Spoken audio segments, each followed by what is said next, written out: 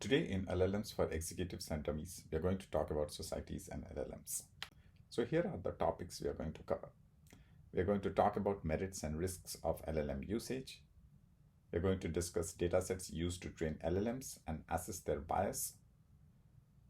We are also going to touch upon how to identify underlying causes and consequences of hallucinations and discuss evaluation and mitigation strategies. And finally, discuss ethical and responsible usage and governance of LLMs. So let's dive in. So what are the risks and limitations of LLM? So let's talk about the data. So big data doesn't mean actually it's a good data. The data can be discriminatory, might have exclusion signals or toxicity signals. There might be intentional or unintentional misuse of LLMs.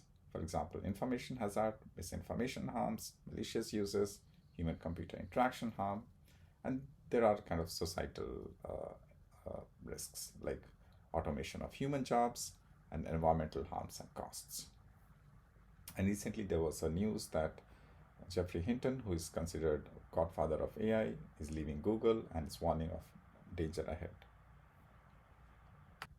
Now, automation can undermine creative economy. For example, DALL-E 2 LLM, which is an AI system that can create realistic images and art from a description in natural language. There's an AI music generator.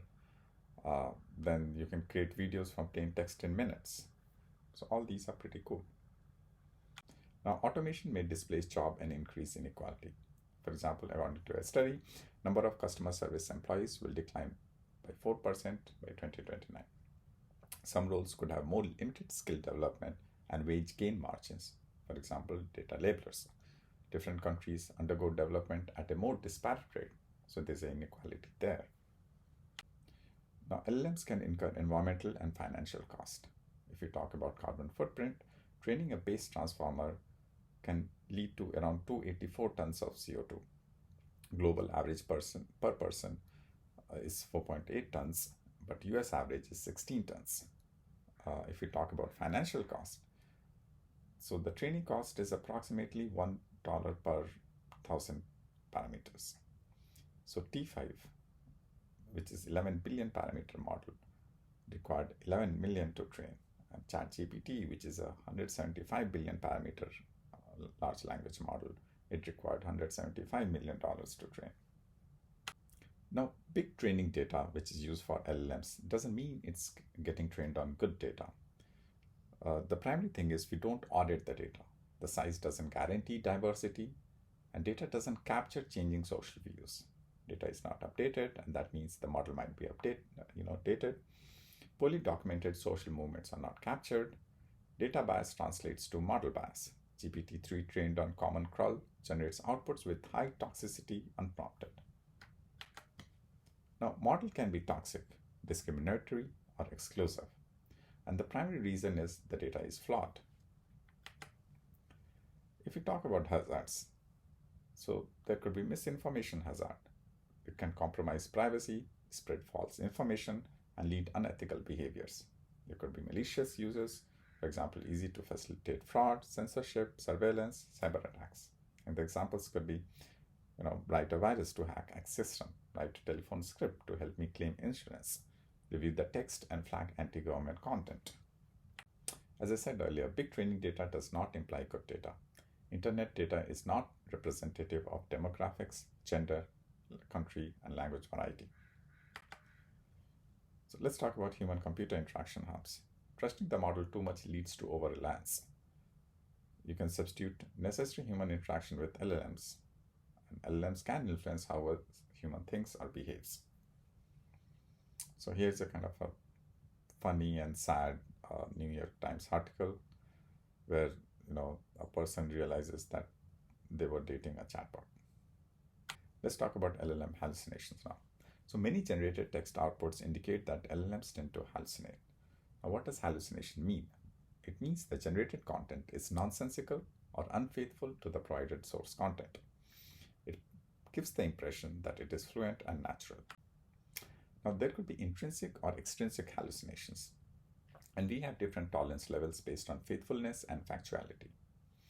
So, for example, if the given source is the first Ebola vaccine was approved by FDA in 2019, 5 years after the initial outbreak in 2014, and LLM generates the first Ebola vaccine was approved in 2021, and clearly it's hallucinating here. Now, extrinsic hallucination means it cannot verify output from the source, but it might not be wrong. So, for example, if the source is Alice won first prize in fencing last week, and the LLM gives output as Alice won first prize in fencing for the first time last week, and she was ecstatic. Now, it's hard to tell from the summary that, it's kind of reliable information based on the source provided. There could be many reasons for hallucinations, and data is definitely one of them. Now, when we collect data, it may be without factual verifications. If we do not filter exact duplicates, it might lead to duplicate bias. Now, given the open-ended nature of generative tasks, it's not always factually aligned. The other point being, it improves diversity and engagement, but it correlates with bad hallucinations when we need factual and reliable outputs. And overall, hallucinations are hard to avoid. Now, apart from data, how we train the model can also lead to hallucinations. For example, we might have imperfect encoder learning. There might be erroneous decoding. There might be exposure bias and parametric knowledge bias. Now, measuring hallucinations is tricky and imperfect. There are a lot of subjective nuances and misinformation. If we talk about statistical metrics, there's Blue, Rouge, and Meteor. And according to these metrics, around 25% summaries have hallucinations.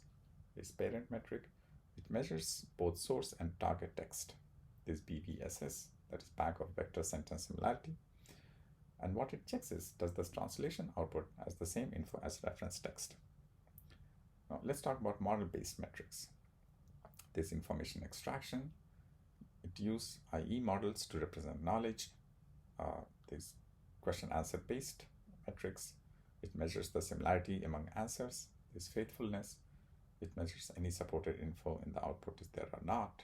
Then there's LM-based. It calculates ratio of hallucinated tokens to total number of tokens. Now, how can we migrate hallucination from data and model? The obvious answer is, we can build a faithful data set. But building a faithful data set is pretty hard and time consuming. The second is architectural research and experimentation, which is an ongoing effort. Now, how can we reduce risks and limitations? For data bias, we can assess data slices and update data. For toxic, discriminatory, and exclusive model, we can again, assess data slices, update data, or use tools like Hugging Face, Spark NLP, Nemo guardrails. For information hazard, we can, curate data for fine-tuning. You can fine-tune the model. For malicious users, we can, rely on regulations, the corporate or government. As of today, we have a 3-layered audit model. There's a governance audit, there's application audit, and there's model audit.